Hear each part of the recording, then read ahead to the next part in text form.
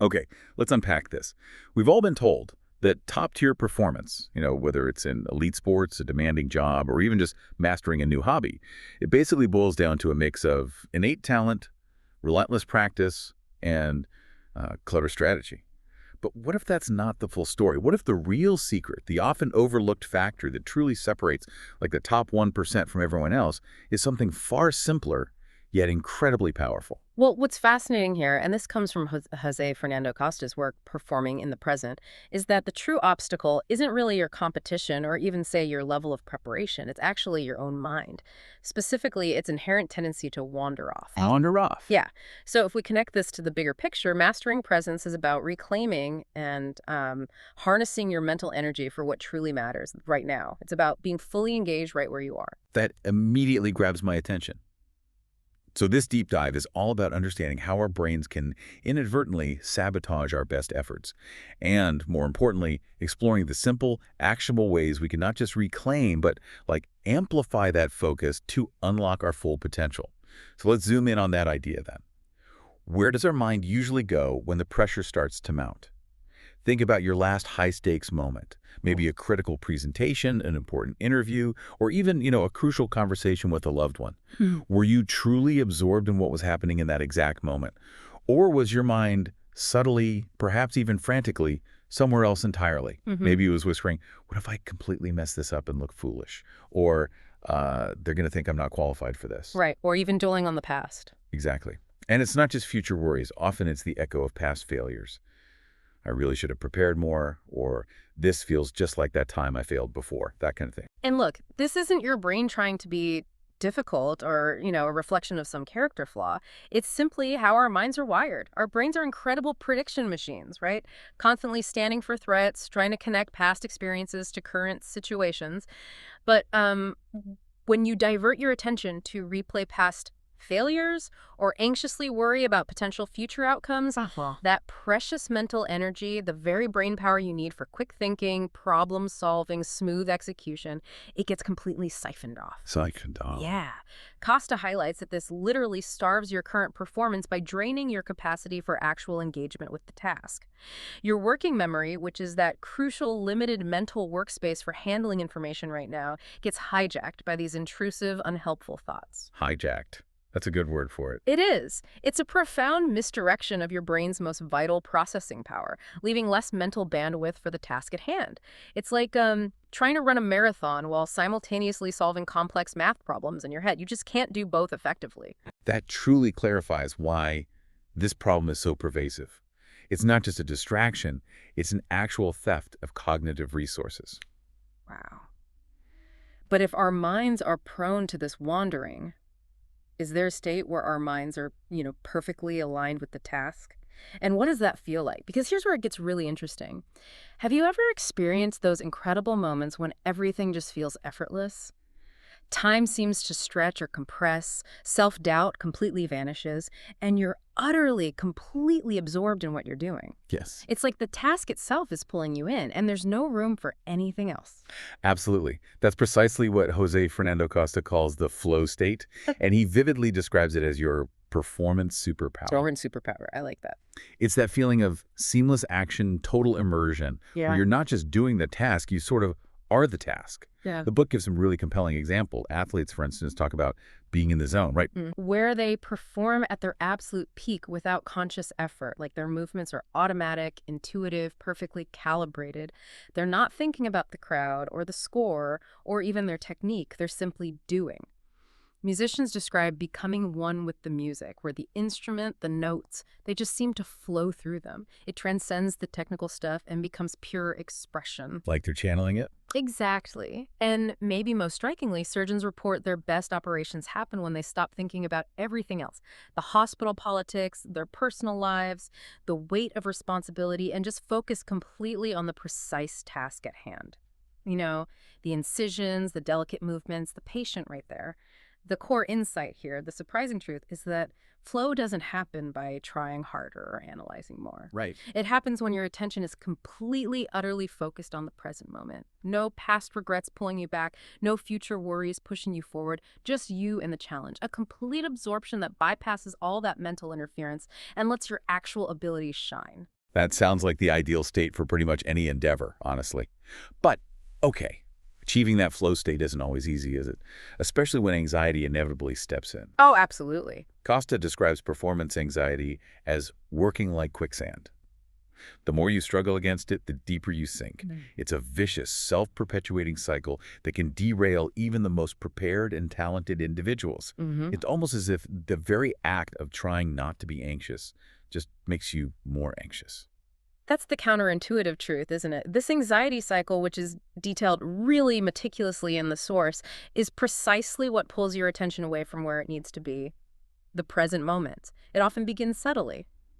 You just think about a potential negative outcome, maybe imagining stumbling over your words in a presentation or making a mistake in front of colleagues. And the what ifs. Exactly, the what ifs. And your body, being incredibly responsive, reacts almost immediately with physical symptoms: faster heartbeat, tense muscles, shallow breathing, maybe sweaty palms. Now, here's the critical, often unrecognized twist. These perfectly natural bodily sensations then become new things to worry about. Right. You start noticing your shaky hands, your racing pulse, and you interpret these physical reactions as proof that you are failing or you will fail. This kicks off a secondary wave of anxiety. You're not just anxious about the performance anymore, you're now anxious about being anxious. Oh, wow, a loop. It's a compounding effect, a self-reinforcing loop that just eats up your mental resources. Ultimately, your performance inevitably suffers because your attention is fractured, which then confirms your initial fears and solidifies the belief that you can't perform under pressure. So the insight isn't just that anxiety distracts, it's that our very attempts to control or suppress these anxious feelings often amplify them, trapping us in this self-fulfilling prophecy. This whole loop shows how our minds, unchecked, can become their own worst enemy, diverting attention away from the task onto internal static. That's a truly powerful point. It's like trying to hold water tighter just makes it slip through your fingers faster. Yeah. Okay, so if fighting anxiety makes it stronger and a wandering mind saps our power, the good news has to be that we can train our brains, right? We can learn to stay focused when it matters most. Yes, definitely. This deep dive must have some practical ways to stay present, methods to break that quicksand cycle and pull you back into the moment. Absolutely. The essay doesn't just diagnose the problem, it outlines 4 specific actionable techniques. They're surprisingly simple, but profoundly effective, each with a clear why behind its power. The first technique is to write down your worries. Write them down. Yeah. Before any important performance, a big meeting, job interview, even a creative task like writing something crucial, spend just 5 minutes jotting down everything you're worried about. Don't edit, don't analyze, just get it all out. The surprising power here isn't just freeing up mental space, it's the impact of externalizing that internal chaos. By putting concerns onto paper, you literally strip them of their hidden power. Your brain stops having to hold on to them, constantly running them in the background, because they're now tangible, external. This frees up your working memory to fully engage with the task instead of battling these invisible mental demons. It's like decluttering your mental desktop before trying to do demanding work. I can totally see how that would work. Shifting it from this vague dread into a concrete list you can look at. It's like offloading unnecessary background processes from your computer's processor. Okay, that makes sense. So once you've maybe cleared some mental clutter, what's next? The second technique is to break big challenges into small, manageable pieces. Okay. So instead of thinking, I have to nail this entire presentation perfectly, you shift your focus to something much more immediate and achievable, like, okay, I just need to make my opening line clear and confident. Just the first step. Exactly. Or if you're a writer, instead of, I need to finish this entire novel, it becomes, I just need to write one good paragraph today. The why behind this is critical. Facing an overwhelming, huge challenge is basically a guaranteed trigger for anxiety and a wandering mind. Our brains tend to freeze or get distracted when confronted with immense scale. By breaking it down, you prevent that feeling of being swamped. You handle one small, achievable piece at a time, Right. making the overall task less daunting and keeping your attention locked on the immediate, tangible action. It helps you stay grounded in the now of each small success, building momentum without that crushing weight of the whole thing. It makes the impossible feel just, well, challenging. That's a game changer for anyone who's ever felt paralyzed by a massive project or a looming deadline. It turns Mount Everest into a series of achievable footholds. Love that. But what about those moments when your mind does start to drift mid-task, when you're already in the thick of it and suddenly you're thinking about lunch? Right, that happens to everyone. That brings us to the third powerful technique, the 5-4-3-2-1 technique. 5, 4, 3, 2, 1. Okay. Yeah. When you notice your mind wandering, maybe you're daydreaming about the weekend during a critical meeting or replaying an argument while trying to focus on a report, you quickly identify 5 things you can see, Right. 4 things you can touch, 3 things you can hear, 2 things you can smell, and 1 thing you can taste, if possible. Ah, engaging the senses. Precisely. This method is incredibly effective because it leverages your senses to literally snap your attention back to the present moment. It's an immediate, deliberate grounding exercise. It forces your awareness away from internal distractions and onto your external environment. It pulls your brain away from those imaginary problems we talked about and anchors it firmly in reality, usually in under 30 seconds. It's like a rapid, sensory-driven reset button for your attention. I could see how that would be a fantastic, almost physical reset. Pulls you right out of your head and into the room you're actually in. Okay, that's very practical. What's the final technique? You said there were 4. The last one is maybe the most subtle, but you practice it over time. It's the spotlight technique. Imagine your attention is literally a spotlight, like on a stage. When you notice it wandering off to unhelpful thoughts, maybe self-doubt creeping in during a presentation or thinking about what's for dinner, your task isn't to fight those thoughts or wrestle them down.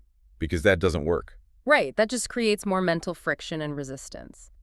Instead, you gently, without judgment, acknowledge the thought, notice where the spotlight has drifted, and then consciously, with a subtle internal shift, move that spotlight back to what you're doing right now.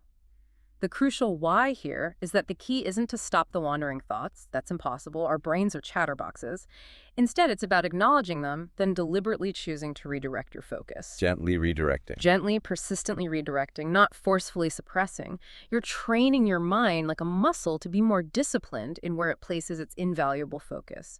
It's a practice of subtle, firm guidance over time. Okay, these techniques, writing worries, breaking it down, 5, 4, 3, 2, 1, the spotlight, they sound really useful for those high-pressure moments. But what does this all mean for your life, the listener's life, beyond those big performance scenarios? This isn't just for athletes or surgeons, right? No, definitely not. This focus on present moment attention must transform other areas too, impacting daily life in perhaps unexpected ways. Exactly. Costa's work beautifully illustrates how this universal principle of presence applies across pretty much every aspect of our existence. Think about work, for example. Employees who actively practice staying present report not just better problem solving and higher productivity, but also significantly less stress and burnout, even during really busy periods.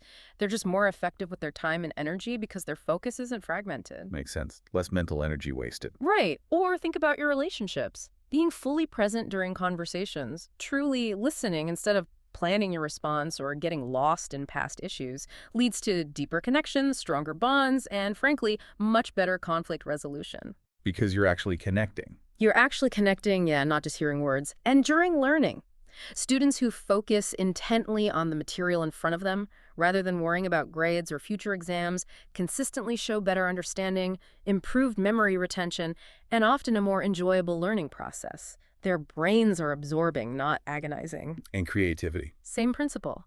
In creative work, artists, writers, innovators often produce their best stuff when they stop judging themselves or worrying about the final product and just focus completely on the creative process itself, the brushstroke, the flow of words, the unraveling of an idea. It's about being in that creative flow without the self-censorship that comes from constantly looking ahead or judging yourself. It really does make everything more efficient, more impactful, and probably more enjoyable too.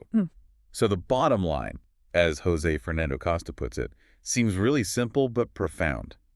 Your attention is your most valuable, non-renewable resource. Every single moment you spend worried about what might happen or replaying what already happened is mental energy, your most precious asset stolen from what is happening right now. That's a stark reminder of the cost of a wandering mind, isn't it? It really is, and this raises an incredibly important question for each of us listening. The most successful people aren't necessarily the most inherently talented or even the ones who practice the most hours. Fundamentally, they are the ones who can focus all their existing abilities, all their preparation, all their talent on the present challenge without that debilitating mental interference. Hmm. You already possess the skills and knowledge you need to excel in many areas. The real question is whether you will allow yourself to use them effectively by staying fully present, by being completely available to the task at hand. It's less about acquiring new skills and more about unlocking and deploying the ones you already possess just by being here and now. Okay, so with that in mind, here's maybe a challenge for you listening this week. Pick just one specific situation where you typically feel anxious or find your mind drifting pretty easily. It could be something relatively small, like a team meeting where you want to speak up but usually hold back, or maybe a potentially difficult conversation you need to have with your boss or a partner. Or even a creative project where you tend to judge your work really harshly, or a physical activity where you find yourself overthinking every little move. Right, just one situation. And for that one chosen situation, make a conscious commitment to staying present. And when your mind inevitably wanders off to those what ifs or those critical judgments because it will just gently bring it back to what you're doing in that exact moment. Remember, the goal isn't to stop the thoughts entirely. That's an impossible battle, like we said. Instead, just notice them, acknowledge them without judgment, and then, with that gentle internal redirection, bring your attention back to the present task. Try applying this for just 1 week in that single chosen scenario. You might be genuinely surprised by how much better you perform, how much more clarity you gain, and maybe how much less stress you feel when you stop fighting yourself and start focusing intently on the task at hand. The present moment isn't just where your best work lives, it's really where your fullest potential resides. Maybe stop visiting the past and future quite so often, just long enough to discover what you're truly capable of right now.